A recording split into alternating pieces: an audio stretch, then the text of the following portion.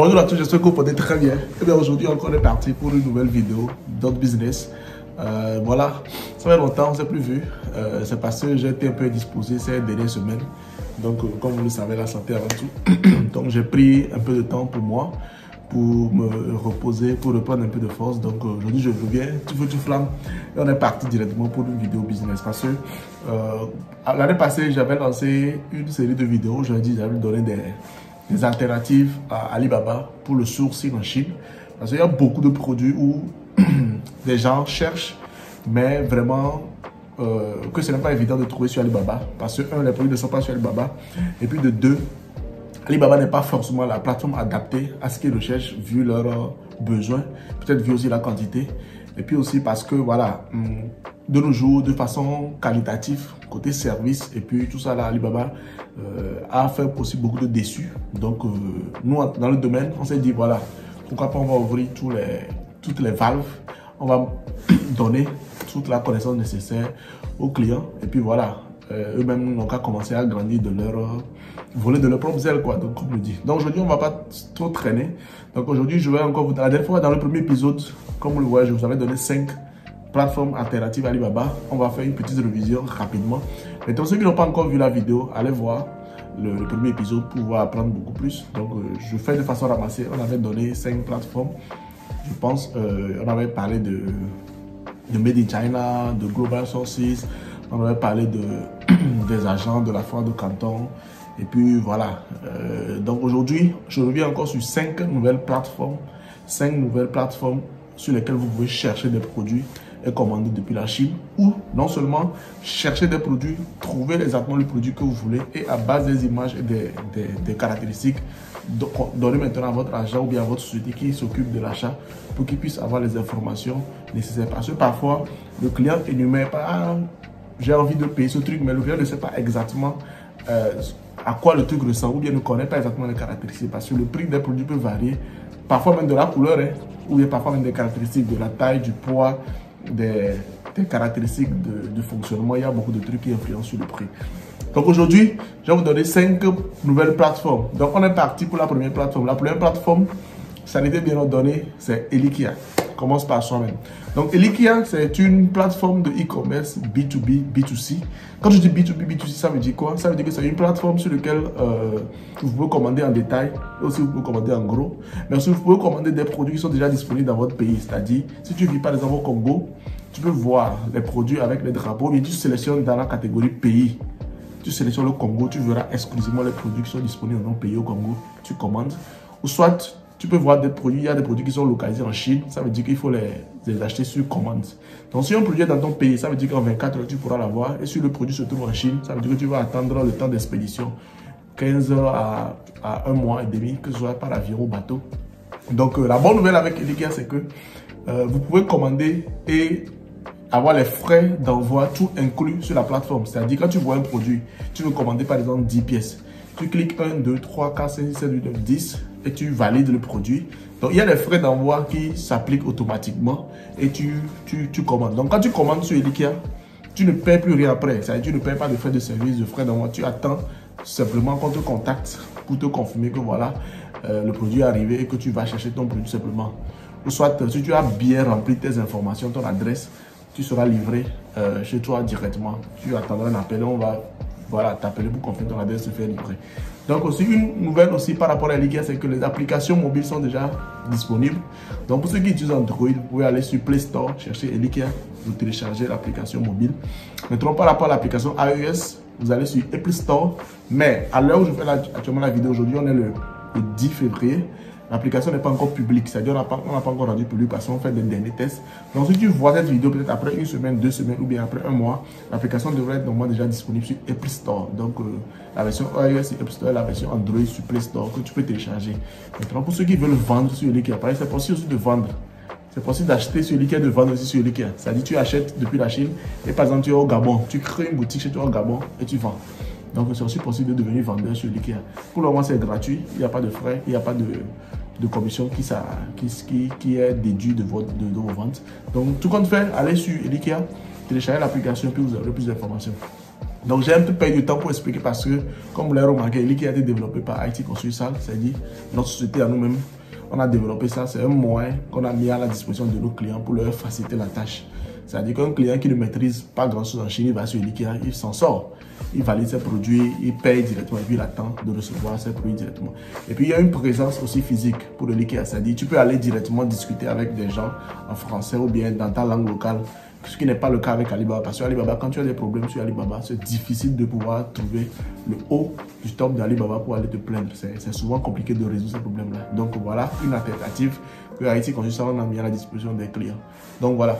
Donc pour la deuxième plateforme, nous allons parler de One 688. Donc ça fait... Souvent les gens parlent de, on le dit en chinois, Yao Liu Papa. Donc Yao Liu Papa ou bien 1688. Donc 1688 en fait, c'est, on dit Yao Liu Papa parce que Yao ça fait 1 en chinois, Liu 6 en chinois, Papa ça fait 8 en chinois. Donc vous allez dire Yao Liu Papa. Donc qu'est-ce que son vient? Yao Liu Papa, Alibaba, Alibaba. Donc vous voyez, donc c'est en fait la version chinoise de Alibaba. Donc je peux dire en fait que pour nous qui vivons en Chine, c'est beaucoup plus pratique d'aller acheter sur Yao Liu Papa que d'aller acheter sur Alibaba. Parce que Alibaba, c'est beaucoup plus la version internationale, c'est-à-dire ouvrir à l'étranger. Et puis Yao Liu Papa, c'est la version chinoise. C'est vrai que côté prix, il y a un petit avantage au niveau de Yao Liu Papa que d'Alibaba. Parce que notamment les Chinois, c'est la politique. Vous prenez soin de vos populations que des étrangers. Maintenant, le challenge avec Yao Liu Papa, c'est que pour voir... C'est compliqué d'utiliser Yao Liu Papa, c'est extrêmement compliqué. C'est-à-dire si tu es à l'étranger, tu peux pas l'utiliser de 1 parce qu'il n'y a pas de version de langue étrangère sur Yao Liu Papa, c'est tout en chinois. Mais il faut comprendre le chinois pour pouvoir l'utiliser, de 1. De 2, il y a tellement de pièges dedans que c'est-à-dire il faut comprendre le chinois aussi, non seulement pour pouvoir comprendre le listing, ce que les usines ont mis, mais aussi pour pouvoir les inboxer. Parce que quand tu vas sur Yao Liu Papa, ils ne comprennent pas l'anglais. Parce qu'eux, ils se disent que leurs clients sont que des Chinois. Donc ça veut dire que si tu vois un produit que tu es intéressé, tu veux demander des caractéristiques, il faut comprendre chinois. Ça veut dire que quand tu as écrit en anglais, ils zappent. Je ne sais pas si tu vois. Et puis de 2, même quand tu comprends chinois, que tu veux payer sur Yao Liu Papa, les moyens de paiement, c'est exclusivement que des moyens de paiement chinois. C'est-à-dire Alipay, WeChat ou bien les moyens de paiement bancaires en Chine. Donc ça veut dire que pour utiliser Yao Liu Papa, c'est-à-dire si vous ne comprenez pas chinois, que vous n'êtes pas en Chine, moi je ne vous conseille pas d'utiliser ça. Utilisez plutôt Alibaba ou bien faites confiance à un agent qui, lui, va utiliser ça pour pouvoir vous donner un service de qualité. Maintenant, le problème sur Yao Liu Papa, c'est que vu que ce sont des usines, à la base qui sont là-bas, ils mettent les prix d'usine. Maintenant, les frais d'envoi intérieur sont appliqués une fois que tu as commencé à sélectionner les produits. C'est-à-dire, parce que moi j'ai déjà rencontré certains clients comme ça. J'ai déjà rencontré certains clients qui disent, ah Hugo, tu m'as dit que ce produit-là c'est à 100 RMB, alors que moi je suis allé sur Yao Liu Papa, j'ai vu ça à 80 RMB. Moi je rigole.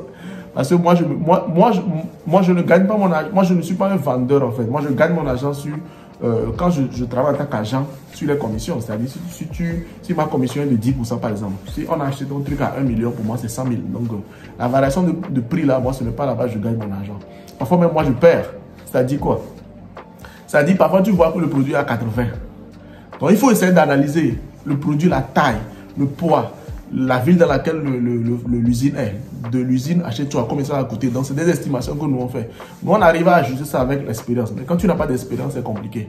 Je donne un exemple banal. Tu vois le produit là à 80, là-bas sur la plateforme. Tu payes 100 pièces.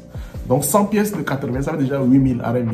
8000 RMB, on est déjà dans les, on va dire, on est dans les 800 000 francs. 800 000 francs CFA. Donc 800 000 francs CFA, maintenant quand tu sélectionnes les 100, tu vois que ça ne sort pas 8 000 RMB, mais ça sort peut-être, je sais pas, 9 200 RMB. Donc ça veut dire qu'il y a eu un frais d'envoi interne de 1200 qui s'est ajouté automatiquement à la facture. Donc ça veut dire que si tu avais dit au client que le truc coûte 80 RMB, ça veut dire que toi, le client va te dire qu'il veut 100 pièces. Donc ça fait 8 000 RMB, alors que toi tu payes 9 200. Tu payes 920 000 au lieu de 8 000. Donc c'est cet ajustement-là, cette gymnastie-là que nous on connaît. On connaît les ajustements. C'est pourquoi, au lieu de dire au client que le truc coûte 80 RMB, on lui dit directement ça coûte 92 RMB. Donc ça veut dire que 92, il paye 100, ça fait 9200, tu payes tes 9200, tout simplement, tu reçois le produit, tu lui envoies, tout simplement, tu n'as pas de problème. Mais si tu es nouveau dans le domaine et que tu ne maîtrises pas ça, tu vas te faire avoir, c'est-à-dire tu vas perdre tout le temps.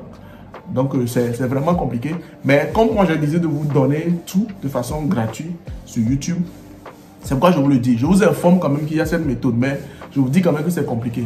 Maintenant, je suis en train de préparer des formations. Beaucoup m'ont demandé à Hugo faire des formations sur le sourcing en Chine, sur le commerce international.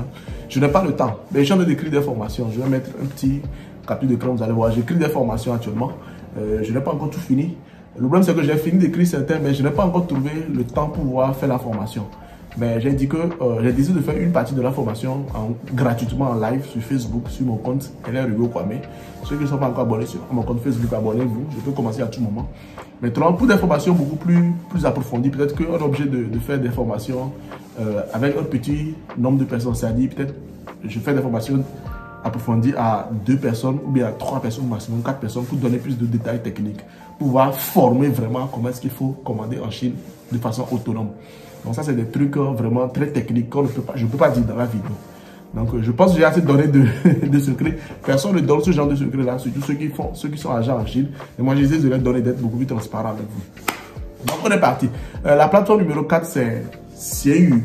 Xianyu, c'est un mot chinois. Xian, ça veut dire, comment dire, je suis libre, c'est-à-dire j'ai du temps libre. Maintenant, Yu, ça veut dire le poisson. Donc ça veut dire que le poisson qui est libre, quoi, le poisson qui ne fout rien. Donc, je pense qu'en anglais, ils ont traduit ça en gooffish. Donc, je vais vous mettre ça. Quand vous allez sur Google, vous tapez Xianyu. Vous pouvez taper ça en écriture, pas en caractère, ou vous tapez gooffish, vous allez voir ça. Ou soit vous allez sur les applications, les Google Play Store ou bien App Store, vous allez télécharger l'application. Maintenant, Xianyu, c'est une application c'est une plateforme chinoise qui vend beaucoup plus les trucs deuxième main. Vous verrez, j'ai des clients qui commandent là-bas. J'ai des clients. C'est de mes clients qui commandent sur Xianyu, je les aide à payer, à récupérer la marchandise en moyen. Mais il faut être très attentif aussi sur Xianyu. Parce que Xianyu, c'est une application qui vend beaucoup plus de trucs deuxième main. Donc c'est pourquoi c'est moins cher. C'est très moins cher là-bas. Tu veux trouver, je sais pas, je donne l'exemple là, j'ai cet appareil là pour chauffer l'eau. Tu peux le trouver sur Xianyu peut-être à quoi? À 300 francs CFA. Parce que quelqu'un l'a utilisé à peine et puis il veut le revendre. Donc le problème c'est que sur Xianyu, il n'y a pas de garantie. Les trucs sont tellement moins chers que tu n'as aucune garantie de la qualité du truc. Nous en Chine, on s'en fout parce que je peux prendre 100 francs ou bien 300 pour acheter ça. Quand j'arrive chez moi à la maison, quand je vois que ce n'est pas bon, je laisse tomber tout simplement. Mais si tu as pris ton argent pour acheter ça et pris des frais d'envoi pour envoyer ça encore de la Chine jusqu'à chez toi, que tu te rends compte que tu ne peux pas utiliser ça, je pense que c'est un gâchis. Donc sur Xianyu aussi, il faut être vraiment très vigilant. Et aussi, c'est en chinois aussi, comme le Yaolu Papa dont je parlais. Donc il faut vraiment avoir certaines connaissances techniques pour pouvoir l'utiliser. Maintenant, on va terminer cette vidéo avec la dernière application qui est Temu. Donc Temu, c'est une application un peu comme Yaolu Papa et Alibaba, parce qu'il y a une version chinoise qui est Pintoto. Donc je vais venir sur Pintoto dans le prochain épisode. Donc ceux qui veulent connaître Pintoto, parce que je sais qu'il y a beaucoup de gens qui entendent parler de Pintoto, Taobao. Donc je vais venir sur ces applications dans l'épisode numéro 3. Mais sachez que Temu, en fait, c'est la version internationale de Pintoto. Donc c'est aussi une application, c'est beaucoup plus une application B2C. Vous achetez des trucs en très petite quantité, mais très moins cher. Et puis, c'est beaucoup plus adapté à ceux qui vivent en Europe et aux États-Unis. Parce que les moyens de paiement sont beaucoup plus les moyens de paiement occidentaux. Donc, vous pouvez aussi télécharger des trucs là-dessus. Mais, selon mes expériences avec les recherches que j'ai faites, j'ai remarqué que beaucoup de retours que j'ai eu à mon niveau, que les retours par rapport à la qualité des produits Temu, ce n'est pas vraiment ça.